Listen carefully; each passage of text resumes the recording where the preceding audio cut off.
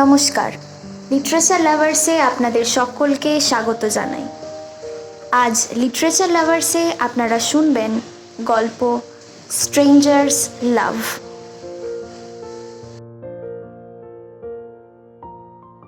মানুষ সময়ের সাথে সাথে খুব প্রিয় জিনিসগুলোকে ছেড়ে থাকতে শিখে যায়। এই যেমন রুদ্রাক্ষী শিখে গেছে কাব্যকে ছেড়ে থাকতে। একসময় কাব্যকে ছেড়ে থাকার কথা সে ভাবতেই পারত না। 24 ঘন্টায় পারলে তারা সারাদিনই কথা বলে, এমনই ছিল তাদের সম্পর্কটা। সত্যিই কি ভুলে গেছে রুদ্রাক্ষী সবকিছু? ভালোবাসার মানুষগুলোকে ভোলা কি আদৌ সম্ভব? কি জানি, হয়তোবা না, আবার হয়তোবা হ্যাঁ। কিন্তু নিজের প্রিয় বন্ধুকে ছেড়ে থাকা অবশ্যই সম্ভব না। এই কদিনে সেটা রুদ্রাক্ষী বেশ ভালোই উপলব্ধি করেছে। কিন্তু কখনো কখনো আমাদের ভগবানের প্ল্যানকে মেনে নিয়েও জীবনে এগিয়ে যেতে হয়। ভালোবাসা ভোলা যায় না, কিন্তু অবহেলার পাহাড়টা একসময় এতটাই বড় হয়ে যায় যে মানুষ সরে আসতে বাধ্য হয়। আর এটাকে সেলফ রেসপেক্ট বলে, যেটা থাকা অত্যন্ত দরকার। At the end of the day আমরা নিজেরা যা হবে ভালোর জন্যই হবে, বা যা হচ্ছে সেটাও ভালোর জন্যই হচ্ছে বলে সান্ত্বনা দিই নিজেদের। কিন্তু ফেলে আসা মুহূর্তগুলো, ওইগুলোর কি হবে? সে না হয় সময়ের সাথে সাথে ফিকে হয়ে যাবে। সত্যিই কি ফিকে হয়ে যাবে? তবে একটা সত্যি কথা মানতেই হবে, রুদ্রাক্ষের কিন্তু খারাপ লাগে না কাব্যকে অন্য মানুষটার সাথে দেখলে। বরং সে নিজের মনে মনেই হেসে বলে, মানিয়েছে সুন্দর দুজনকে। আসলে জেলাস ফিল ততদিনই হয় যতদিন অপর মানুষটা মনের খুব কাছাকাছি থাকে। একবার মন থেকে উঠে গেলে জেলাস রাগ কিছুই আসে না। আসলে স্পেশাল ভাইবটা মানুষটাকে অতটা স্পেশাল বানিয়ে দেয়। না হলে আমরা সবাই খুবই নর্মাল। মানুষকে স্পেশাল শুধুমাত্র একটা মানুষের স্পেশাল ফিলিংসটাই বানাতে পারে। আর রুদ্রাক্ষী সেই ভাইবটা অনেকদিন আগেই স্যাক্রিফাইস করে দিয়েছে। তাই হয়তো আজ আর জেলাসি, রাগ, অভিমান এইগুলো কিছুই আর কাজ করে না। দূরপাল্লার একটা ট্রেনে বসে এইসবই ভাবছিল রুদ্রাক্ষী। সে ঘুরতে যাচ্ছে পাহাড়ে, অনেকদিন কোথাও ঘোরা হয় না। দুর্গাপুজোর ছুটিটাতেই সে একটা লম্বা 5 দিনের ছুটি পায়, তাই বেরিয়ে পড়েছে নিজের লাগেজ প্যাক করে। যদিও তার দুর্গাপুজোর সময় কলকাতা ছেড়ে বেরোতে একদমই ইচ্ছে করে না, কিন্তু কোনো উপায়ও নেই। এই ছুটিটা মিস হলে আর একটাও লম্বা ছুটি নেই। তাই অগত্যা একটু পাহাড়ের হাওয়া লাগাতে সে বেরিয়ে পড়েছে। পৌঁছবে কাল সকাল 6টায়। এখন বাজে সন্ধে 7টা। এতটা সময় কি করবে ভাবতে ভাবতে সে নিজের ডায়েরিটা আনমনা হয়ে খুলে বসলো। কিছু একটা লিখবে সেটা ভেবেই খুলেছিল, কিন্তু কি লিখবে ভাবতে ভাবতে তার মনে পড়ে গেল, আগে এই ডায়েরিটা কিনা দিনের পর দিন, বছরের পর বছর ড্রয়ারেই লকড অবস্থায় পড়ে থাকতো। কেই বা জানতো এই ছোট একটা ডায়েরি তাকে মন খারাপের থেকে বার করে আনবে। কাব্যর সাথে বিচ্ছেদ হওয়ার পর থেকেই সে লিখতে শুরু করে। আগে কখনো এসব তার মাথায় আসেনি, কিন্তু দিনের পর দিন কষ্ট পেতে তার আর ভালো লাগতো না। তখনই সে ডায়েরি লেখার অভ্যেসটা শুরু করে। অনেক কথা থাকে আমাদের সবার লাইফে যেগুলো কাউকে বলা যায় না। আসলেই আমরা ভয় পাই, কারণ সেসব জিনিসগুলো শেয়ার করলে মানুষ কতটা সে বিষয়ে জাজমেন্টাল হবে সেটারই ভয় পাই আমরা। আর নিজের মধ্যে কথাগুলো চেপে রাখলেও কষ্ট পাই। তাই রুদ্রাক্ষী মনে করে ডায়েরি লেখাটা বেস্ট সলিউশন। আনমনা হয়ে সে লিখল, তার সাথে আজ কথা বলতে ইচ্ছে করলেও বলা নিষেধ, তার চোখের মায়ার প্রেমে পড়া নিষেধ। তার শরীর কেমন আছে সেটা চাইলেও আজ আমার জানার অধিকার নেই। ভালোবাসি বলা নিষেধ, জড়িয়ে ধরা নিষেধ। সে আজ আমার ধরা ছোঁয়ার বাইরে, চাইলেও আর আমি তাকে কোনোদিনই আমার করে পাবো না। প্রাক্তন শব্দটা শুনতে সহজ হলেও মেনে নেওয়াটা বড্ড কঠিন। সহজ নয় নিজের প্রিয় মানুষটাকে অন্য কারোর প্রিয় হয়ে উঠতে দেখা। মাঝে মাঝে মনে হয় কিছু মানুষ আজীবন অপরিচিত হয়ে থাকলেই বোধহয় বেশি ভালো হতো। এসে চলে যাওয়ার থেকে না আসাটাই শ্রেয়। খুব কাছের পরিচিত মানুষগুলো যখন খুব অপরিচিত হয়ে ওঠে তখন সত্যিই কষ্ট হয়। তাও বলবো চলো ইয়ে ভি ঠিক হ্যায়, এটাই হয়তো লাইফ। লেখাটা লিখেই খুব বিরক্ত ভরে পাতাটা ছুঁড়ে দিল সে। তার নিজের ওপর সত্যিই খুব রাগ হলো। এমন ভাবনা এতদিন পর আবার কেন? সে মুভ অন করার চেষ্টা করছে, খুব কষ্ট করেই নিজেকে সামলেছে। আবারও এসব ভাবনা চিন্তা কেন? রাগে ডায়েরিটা বন্ধ করে আবার মুখটা জানলার দিকে ঘুরিয়ে নিল। ঠিক তখনই কে যেন একটা পায়ের নিচে সুরসুরি দিতে শুরু করে। আরে আরে বলে চিৎকার করে উঠে দাঁড়িয়ে রুদ্রাক্ষী দেখে এক মাথা ঝাঁকড়া ঝাঁকড়া কালো চুলের রাশ সিটের নিচ থেকে কি যেন একটা করবার চেষ্টা করছে। তারই মধ্যে রুদ্রাক্ষীর চিৎকার শুনে সেও তো হতবম্ব। উঠে দাঁড়াতে গিয়ে ট্রেনের হ্যাঁচকানিতে আবারও পড়ে গেল। সেটা দেখে রুদ্রাক্ষী হেসেই লুটোপুটি খেতে শুরু করে এবং ছেলেটা ভ্যাবলাদের মতো নিজেও হাসতে শুরু করে। কোনো রকমে সিটের নিচ থেকে কাগজের টুকরোটা উদ্ধার করে সে উঠে দাঁড়ায়। হাতে কাগজের টুকরোটা দেখে রুদ্রাক্ষীর বুঝতে দেরি হলো না এটা সেই কাগজের টুকরো যেটা রুদ্রাক্ষী এখনই ডায়েরি থেকে ছিঁড়ে ফেলেছে। রুদ্রাক্ষী বড় বড় চোখটা দেখে ছেলেটা একটু ভয়ে ভয়ে গলায় বলল, ইয়ে না মানে ম্যাডাম কিছু মনে করবেন না, এই পেপারটা হঠাৎই কোথা থেকে উড়ে এলো আর ভেতরে একটা লেখা আছে।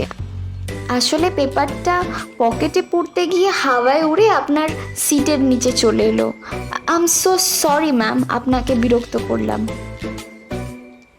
রুদ্রাক্ষী ভ্রুটা কুঁচকে বলল, এই পেপারটা আপনার কাছে কি করে এলো? দিন, এটা আমার। আপনার? আপনার কি করে হলো? এটা তো উড়ে এলো জানলা দিয়ে। আরে বলছি না এটা আমার, আমি এখনই ওটা লিখেছিলাম, পছন্দ হয়নি তাই উড়িয়ে দিয়েছি। তা উড়িয়ে যখন দিয়েছেনই তখন এটাকে মুক্ত আকাশে উঠতেই দিন না, আর ধরে বেঁধে রাখবেন কেন? ছেলেটা বলল। আচ্ছা আজব পাবলিক তো আপনি। হ্যাঁ তা একটু আজব বটে আমি, বলেই হাঁ হাঁ করে হেসে দিল। তা যাচ্ছেন কোথায়? সেটা আপনাকে কেন বলবো? হ্যাঁ হ্যাঁ হ্যাঁ সে ঠিক সে ঠিক, একটা অপরিচিত মানুষকে আপনি বলবেনই বা কেন? ঠিকই তো। আচ্ছা পাবলিক তো আপনি, মাথার স্ক্রিউটা ঢিলা নাকি? এক প্রকার বিরক্ত হয়েই কথাটা জিজ্ঞেসই করে ফেলল রুদ্রাক্ষী। ছেলেটা হেসে বলল, আরে আপনি বেশ সহজ কথা সহজ করে বলতে পারেন তো। ঠিক আছে আমি চলি, আপনি হাওয়া খান, আর আপনার মুডটা বেকার বেকার খারাপ করব না। দেখে তো মনে হচ্ছে আপনি সোলো ট্রিপে এসেছেন, দরকার পড়লে আমায় ডাকতে পারেন, পাশের কামরা 2 নম্বর সিটটা আমার। এই যে মশাই শুনুন, আপনাকে ডাকতে যাব কেন? এই ট্রেনে কি লোকের অভাব পড়ে গেছে যে আমি আপনাকে ডাকতে যাব? আরে আরে চড়ছেন কেন? না হয় একটু পায়ের নিচে মাথার চুল দিয়ে ভুল করে সুরসুরিটাই দিয়ে ফেলেছি, তাই বলে এত রেগে যাবেন? সিরিয়াস হওয়ার চেষ্টা করেও রুদ্রাক্ষী হেসেই ফেলল সেই। ছেলেটা হেসে বলল, হাসলে বেশ ভালোই লাগে আপনাকে, তবে রাগলে বেশি ভালো লাগে, বলে চলে গেল। পাগল একটা, মনে মনে বলল রুদ্রাক্ষী। রাতে ওয়াশরুম যাওয়ার সময় এক কাণ্ড হলো। হঠাৎ ট্রেনের সব লাইট একসাথে অফ হয়ে গেল। রুদ্রাক্ষী এমনিও একটু ভূতে ভয় পায়, তারপর আবার লাইট অফ। বেশ গা ছমছম করতে শুরু করলো রুদ্রাক্ষী। কেউ কোথাও নেই, বাইরেটাও ঘুটঘুটে অন্ধকার। কি করবে এবার সে? ওয়াশরুম থেকে নিজের কামরাটাও বেশ খানিকটা দূরে। তারপর আবার ফোনটাও আনেনি। উল্টো দিকে ঘুরতেই আবার সেই এক মাথা ঝাঁকড়া চুল, ফ্ল্যাশের আলোয় চকচক করছে। জোরে চেঁচিয়ে উঠতেই একটা কণ্ঠস্বর বলল, আরে আরে ভয় পাবেন না, আমি মানুষ, ভূত না, ভূত না। এই রুদ্রাক্ষীর কণ্ঠস্বরটা শুনে বুঝতে পারলো সেই ছেলেটা। সবেমাত্র চেঁচাতে যাবে বলে ঠিক করছিল, ছেলেটা অমনি বলে উঠল, যান, আপনি ওয়াশরুমে যান, এই নিন ফোনটা আমার, নিয়ে যান। ভয় নেই, আমি আছি বাইরে। রুদ্রাক্ষী আর আপত্তি না জানিয়ে চলে গেল। বাইরে এসে থ্যাঙ্কসটা জানানোর সাথে সাথেই কারেন্ট এসে গেল। আরে বাপরে, আপনার থ্যাঙ্কসের তো অনেক জোর, বলেই দুজনে হেসে ফেলল। তারপর নিজেদের কামরায় চলে গেল। সকালে নিজের ডেস্টিনেশন স্টেশন আসার আগে রুদ্রাক্ষী গিয়েছিল ছেলেটাকে বাই বলতে, কিন্তু তার কামরায় অন্য একজন ছিল। তাকে জিজ্ঞেস করতে সে কিছুই বলে উঠতে পারল না। রুদ্রাক্ষীর একটু মন খারাপ হয়েছিল বটে। ছেলেটা অপরিচিত ঠিকই, কিন্তু ছেলেটা সরল, সাদা সিধা। একজন অপরিচিত হয়েও তো তার বিপদে পাশে দাঁড়িয়েছে। হঠাৎ রুদ্রাক্ষীর মনে পড়ল, আরে ছেলেটার নামটাও তো জানা হলো না। চোখের সামনে সাদা সরল এক ঝাঁকড়া কালো চুলে ভরা মুখটা ভেসে উঠল, কিন্তু যোগাযোগ করার কোনো পথই খোলা ছিল না। প্রায় 8 মাস পর একদিন তার বান্ধবীর উপহার দেওয়া শঙ্খ পাবলিকেশনসের একটা বিখ্যাত বই পড়তে গিয়ে সামনের পাতায় রুদ্রাক্ষীর চোখটা আটকে গেল। নিজের একটা লেখা লক্ষ্য করলো। এটা সেই লেখা যেটা সে পাহাড়ে ঘুরতে যাওয়ার সময় আনমনা হয়ে লিখে ডায়েরি থেকে পাতাটা ছিঁড়ে ফেলেছিল, এবং যে লেখার সূত্র ধরে একদিনের অপরিচিত ছেলেটাকেও খুব কাছের বন্ধু বলে মনে হয়েছিল। রুদ্রাক্ষীর লেখাটার নিচে নামের জায়গায় লেখা অপরিচিত প্রিয়সী। কিন্তু শঙ্খ পাবলিকেশনসের বইতে এটা কেন? তাহলে কি ওই ছেলেটাই শঙ্খ পাবলিকেশনসের শঙ্খ? ভাবতে ভাবতে পরের পাতাটা উল্টে দেখে তার লেখার উত্তরে আর একটা লেখা, দেখেছিলেম তারে এক ঝড়ের রাতে। বৃষ্টি নামার ঠিক পর মুহূর্তে যেমন আকাশ হয়ে ওঠে, তেমনই ছিল তার চোখের চাউনি, শান্ত, পরিশ্রান্ত। আজ বলতে কোনো দ্বিধা নেই, প্রেমে পড়েছিলেম তার। এক আকাশ পরিমাণ মায়াদের জন্ম দিয়েছি তার অনুপস্থিতিতেই, যারে এক কথায় বলে ভালোবাসি, ভালোবাসি। যদি এই দু হাতের আলিঙ্গন গ্রহণ করো, তবে আমি তোমার সঙ্গে বৃদ্ধ হতে রাজি। লেখাটার নিচে পেন্সিলে আঁকিবুকি কাটা একটা ছেলে 2 হাত মেলে দাঁড়িয়ে, যেন কাউকে আহ্বান জানাচ্ছে। তারই ডান দিকে ছোট করে লেখা শঙ্খ ব্যানার্জি। রুদ্রাক্ষীর বুঝতে আর বাকি রইল না যে ওইটাই এই শঙ্খ ব্যানার্জি, একজন রিনাউন্ড রাইটার এবং পাবলিশার। কিন্তু অত সরল, অত সাদাসিধা, অত সিম্পল। সত্যি আসল শিক্ষা মানুষকে নম্র, ভদ্র, বিনয়ী হতে শেখায়, মনে মনে রুদ্রাক্ষী বলল। তারপর নিজের ফেসবুক অ্যাকাউন্টটা খুলে সার্চ অপশানে গিয়ে শঙ্খ ব্যানার্জি টাইপ করে অ্যাড ফ্রেন্ডের অপশানটা ক্লিক করলো। এমনই কিছু আনএক্সপেক্টেড মুহূর্তগুলো সত্যিই ভীষণ সুন্দর হয়। কিছু মানুষ একদিনের অল্প কিছু আলাপেও অনেকটা কাছের হয়ে ওঠে, অনেকটা জায়গা বানিয়ে নিতে পারে।